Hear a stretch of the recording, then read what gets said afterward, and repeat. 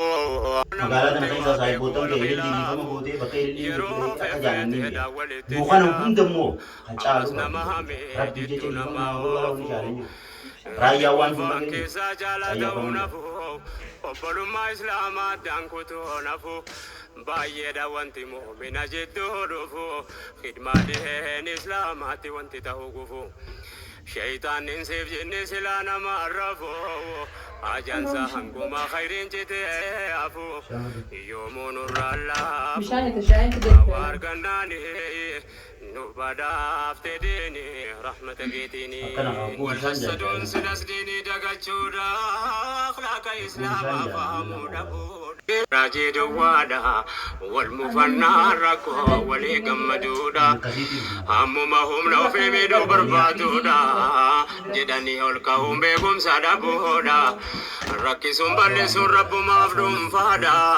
wallaahi wal jibbuun tasadhamahuudha sababa jaalalaaf jibbaa wallaaluudha borgaafatamuudha fuuldura rahmaanii nu badaaf tedini rahmata keetini wal yaadacheefnu malee waan dabarru akka waan gaggaarii dhageenye agarru xiqqoo wal mufannaa waliif asabarru diiniidhaan of qabne waliif adabarru obbolummaa jidduu keenyatti agarru obsa wal waaqannee walitti hin jarjarru sabriiti godhamne waa guddaan kasaarru haala kanaan malee dhaabbanne magarru xiqqaa guddaa keenya waliif asabarru of qabuu habarru yaabbolee wandiini nu badaaf tedini rahmata keetini boda talayaani nu badaaf tedini rahmata keetini ergaan kun wayita mu'aawiyaa bira gahu ilaalee rifatee dubbiin ammas gahu yeroo jecha isaa hunda dubbisee galteef dubbiin dallansuu jabaatti ta'u ilmi isaa yaziid ijoollee reef lafaa kahu isa mari'atee murtiin maala ta'u yaziid baay'ee aaree wayituma dhagahu jedheen daddafee waraanni nu badaaf tedini rahmata keetini akka yaziid yaadetti dubbii kana yeroo waraanni dumminaan amma osoo walii galteen jiraate baay'inni isaa mataa yoo madiina gahu kan duddubbeen isaa bira gahu Fantastically, ama wajira asat galkis alama waligalte ana waligalte wayda waligalte na waligalte nda hala sema waligira kabudi temo man waligira waligira kabudi dubi kaba amma fakkeenya kisiitis akkuma keetitti mana godhee gabe okay bareeda itti yaaladhee deemiin godhaa fakkeenya wanni si gaafatu akkasitti isiifis mana fireeyisee wanni ni godhu tokko maan dalagee duraanis sitti dhiyaa akka ishee jiru waan hin dalagee wanni kisituu wacha waan dalagdee nuti sanine jiraachuu turte ilmaanillee sanumaan jiraachuu jirra sanii jiraachuu isiis amma sanumaanii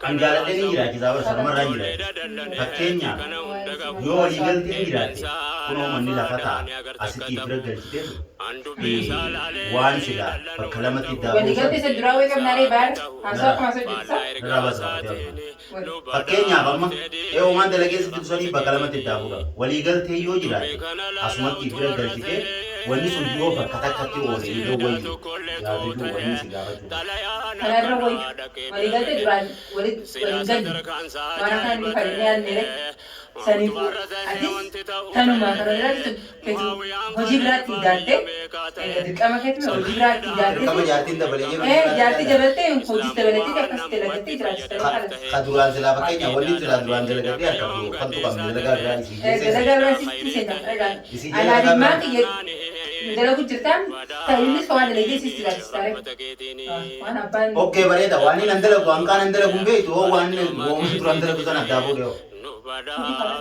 Uli balati. Baru wani si jechuudha. Waan duraan argamsan hin dhabin. Wani si jechuudha. Yoo si oole oolisa. Fakkeenya wani niin alatti manaan kireessu. Jireenya kophaa alatti si jiraachisa. Jechi beeber amma idilli yoo si dhufte yoo si oole naannoo naan hin fadhu. Waan duraan naan kisini Nufiti? Akkasii miti qabni narra jiru. Inni biyyee dalagaa biraa qofaan barbaadu. Uumaan duraan itti si jiraachisu. Uumaa irraa achi kaatu itti jireenyaan itti jirreetu sana addaa fuudhu. Addaan fuudhu yaasan. Sirra yoo galtama ta'a. Amma waayilli diree sa'a akka guutuu haasoo inni bara.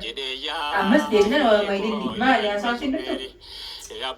Yootti walii galle dhuma. Waliin galle Fakkeenyaaf maal si gooti bara amma aarii malee si gaafate. Aarii malee si gaafate. Maal si gooti? Waan guutuu magaalaa waan gootu waan guutuu kare masaala. Waan si gootu saniif itti gaafatan baarii qaba. Anaati haadhalmaan biyyaati akka miidhamtoonni bara. Kan akka miidhamtoonni bara. Nujutu ol qaba. Hinduun oole. Guyyaa guutuu dabarsee. Maali guyyaa si wal dhufani? Yoo eeggaga. Kuni bara yoo dubbiin karaa sana Apa kan dilin sani ni beta afaan dheeratti apa kan si afaan dheeratti. Si kuinaan itti gaafatamaa. narraa waan qabdu narraa waan natu waan narraa waan qabdu Kanaa isinitti jiraanne. amma asal Kanaa isinitti jira. Fakkeenyaaf yanaa jechuun waan itti qabdu. Sidi semi amma sirraan tokko si ni sisio makasi hasil gochu pada sinjir jira Kanaa jecha ati waan itti qabdu qabuu hin dandeessu. jecha qabe sidi se jaartumma wayi rabshaa si godhe wayi maal fal fuuteemi si jecha dhabe bas ni se simaa Oke waan nanni godhi jeenaa jecha yoo goote godhe. Mana lafa taa'u kana jaagaltu. Aduraano si sugunte kan maasoo deemta mana si bira haga baara naa bilili bakkee takka taanu Itti gaafatamaa naatu qaba. ani yoon fedhoo Yoo hin eeda kan hojii akka gattu yoon fedhoo waan abbaan manaa feetii fedhe fedhu qabda. kan dhugaa dirqaman qaba Jechuun yoo wanni kun waan karaa miidhaa si oofute anuun godhu. anaatun fedhe siu atas Anaatun fedhe. si ati ni fedhan ani siu fedhe wajjiu galuun fal alatti galfadhu sammidda kee si hayyame Anaatun feenee miti baran mirga dhibbaa sirratti oofuun fadhu malee manaas taasiis jiraachisu waan. mirga dhibbaa sammiddirti illi mana kee agartu gaafichi taa'e yoo galtee Rabbii gaditti taasiis jiraachisu waan. Isiis ka jiraachisu waan. Rabbii gaditti ka waliin jiraachisu rabbi. Anammoo sababa ilma namaa akka abbaa manaa tokkotti waan narra eegamu godha. Fakkeenya anaa isinitti jira. dhugaadhaan badara ililli birtee mana kana keessa qofaa sakkichi sana keessa galuurra dalagadheen kiruma kanaa siin gargaara. Ambar kiraan irraa baasii. Kiraa mata meeqan irraa hin baasin baarkuu eegan irraa baasa. Halas Anumaa kun badala isiin irra galuurra. Hati harus mandiri. Naatu akkati dari jina gargaartu. Dalagaa ilaa arnaan dalagi gargaartu.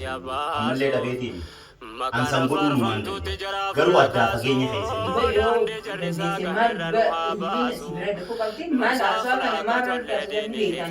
CBC addaa fageessuun hin dandeenye. Sumaa fi si'u addaa fageessuun hin dandeenye.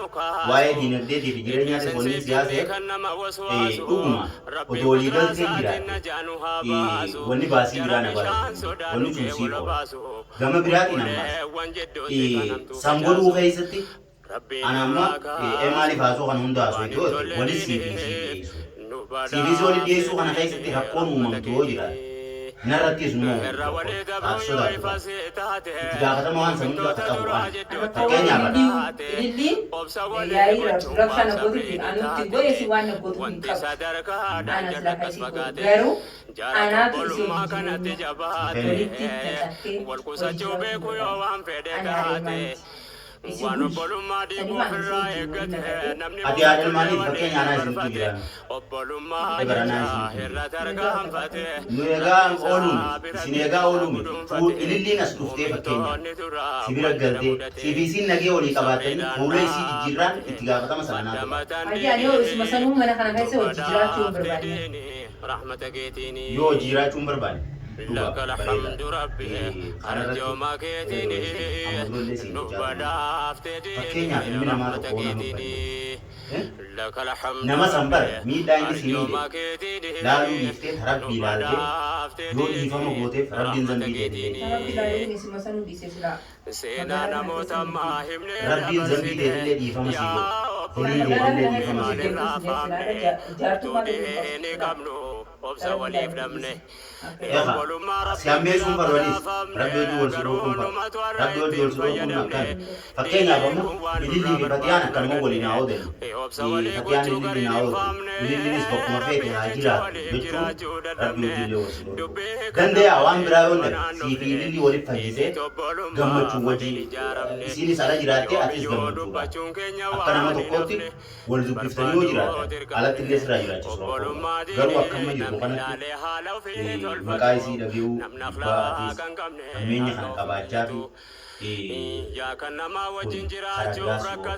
yoo waan biraa godhuu ta'e diree diinagdeetii fi kadhataniitu hanga san godhuuf hin dadhabu isii siin kireessaa amma wanni guddaan maali sii fi isii duuna deemti ati dhiifama godhuu dhiifama agaraadha fakkeenya haati isii nagee gaafatu tokko isiinis nagee si gaafatu tokko akkasii walii gootanii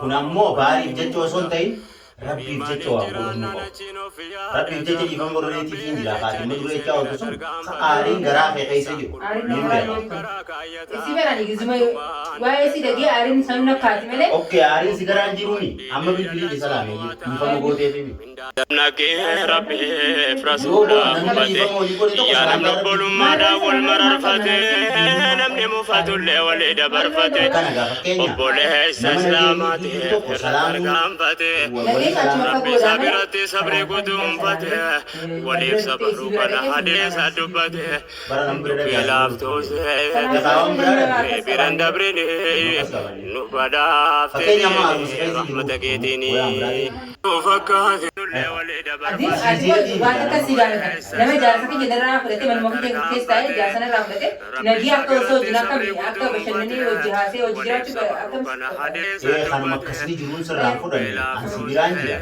nagee akkasii amma qoddatte qoddachuu haa qoddattu kuni waan rabbiin jee barra waan shariyaan jette waan malee rabbiin jee shariyaan jette waan malee duriin dalee kuni waan rabbiin itti nagaa baramma rabbi tamam rabbi jecha dhiifama godhiifi dhiifamni ati gootu kaniin sitti geessii fi isii wal salaantanii dhiifama walii gootanii isii saayabdal goote alatti rabbi jecha akkasii sin jechu jiru jara waliif rahmate dhiifameef rabbiif jechaan sin jechu jiru baatiin rahmata keetiin namni wal dhabe Wahamma dedubhe nafla karakatu wanti obbolummaan dadhabee sabachuu numatu wallaalee wajjin jiraachuu zanni yookaan shakkii walirraa fagaachuu namni waliin jedhu walitti mufachuu jireenyuma keessa walitti mufachuu yoo argame malee waliif dabarfachuun maaliin beeyta rabbii jecha wal jaallachuu bira dabranii baatii saniyyaa rabbi baatii isa warra nagayaan qeebalee nagayaan suwaaba baatii sun qabdu baatii sun dabarsuun haadhuun jechaa eeggata akkasumaan sanirraa baatii kasiitti deemu jirra amma fakkeenyaa sii ilillootiin akkana hammeenya biraa qabu soomantu sarrafii jechoo dhiifamuun goone soomanni maan sun jiru fakkeenyaa nuti kun harree guyyaa asirraa deemu kanaafuu wanni dhiifama caalee jirtu tajaajilli asii galchuutiif dinagdee kun haaftu alatti sirraa garuu ammoo wanni guddaan dhiifama olii godhuun san akkami isii si balleessi bakkuma kana sitti dhiifama garaadhaaf tattee godhuuf kana kun anaaf jecha miti rabbiif jecha ammallee bara kana si kadhadhee si dhiisu ni goota waan eegaan kana rabbiif jecha tamaam sababa kiyya ammallee anaa jecha godhini rabbiif jecha kasiisan biraas dabri biyya biraas dabri rabbiif jecha dhiifama rabbiis uume kanaanis qabu wani rabbiif dabri Sini duwang kamu berarti kata mana kau? Adumu berarti tak dulu. Sama kau kabaja kau Nubada aftedini rahmata ketini waliyaada jeefnu male waan dabarru waan hin jiru waan hin akka godhu waan gaggaarii dhageenya agarru Kana hundarraa tarabbii qabattee Terapi yang kayak mana mana wah sih sila isi ada si you ani Para moli Si, berapa dia sih? Baru harap warri di dalam di fama godin si juuset warri ilio joltin yaatin si juuset ammoo anaafi namoota akka juusan hunda facaalu Nuun dadhabdee rabbii kee qaba. Bisi wali takkan nagar kabe. Fakkeenya namataa fi jedhamtee rabbii qabattee irra jaa dhugumaan siima Kula rabbi sering dapat. Aywa waan asiin juu namataa fi jedhamtee rabbii qabattee irra jaa anama rabbii jechaan si magaalaa kana keessa saayikootan kee ilmi dhiifama gootee bakkee ilmi jirtu akka jaalanii mukaan hundammoo caalu rabbii jecha dhiifama nama wala waliin jaalanii raayyaa waan rabni yoo garii wal nyaata akkasumata wajjin jiraata bakka imaanne jiru shaytaana tammaata attumana duwwaa seenumaal fudhata kanaafuu mana waa jiru tachikaata musiibaan bakka imaanii jiru tammaata kanaafuu waldee fakkeenyaaf ani kun dhiifama godhuu keessatti waa akkasitti anamma ililii si caalchiseeti ililii si caalchiseeti waliin anis taa'ee si kadhadhu kaasi qabu kaasi jaaladhu nuti kaan wal dhabuun isiis ammoo fuudhi akka jaartii Anda, wah si gede go haso simbeku. kana hundarraa Haso simbeku. kana hundarraa kana hundarraa wallaahi biyyaa si dhiiftee taraa maatii si dhiiftee taraa biyyoo qabattee dhiifama namaa godhuu keessatti khayrii ati qabdurus rabbumaa fi beeka rabbiin dhiitee hunda dhiifama siif haa godhu isiin dhiifama godhu mana kana sitti jeetiin sirra hoftee akka dhiifama si gaafatu godhaa akkanaa fayyadu gooftaan keenya gaariin keessa namaa beeku kanaa ol maal jedhu jecha malee jechuu rabbiin waa eegu tokkummaa uummataa nama addaan deegu Dia haso asik bisi lagi. Wan haso wan ini simbeku. Garu insyaallah nillah. Oomshaan kan dhugi amma dhiifama godhee mana keessa taa'ee ana kana ililii fidee beek ililii dhiifama godhii fatihaa jechuu hin feene akka ililii dhuftee dhiifama si gaafatu najjina rahmaani nu badhaafte deeni rahmata keetiini rabbiin kee waan sii qabu bara rabbii ture inumaa ililii dhiifama godhuu miti waan jaalasa ta'e si gaafatu hayyamuu keessatti yoo haala kanuma rakkina mudachuun rabbii jecha obsanii keessa dabarfachuu waan obbolummaa gurraa of qusachuu yoo haqqii diinii ta'e nasiyaa walii gochuu malee obboleessa kee dudduuba waa jechuu kana of eeggachuu nu ajaje diiniin nu badhaafte diinii rahmata keetiini laka alhamdu rabbi arjooma keetiini nu badhaafte diinii rahmata keetiini laka alhamdu rabbiin sifatamuu si fidee rabbii irraa qabadhu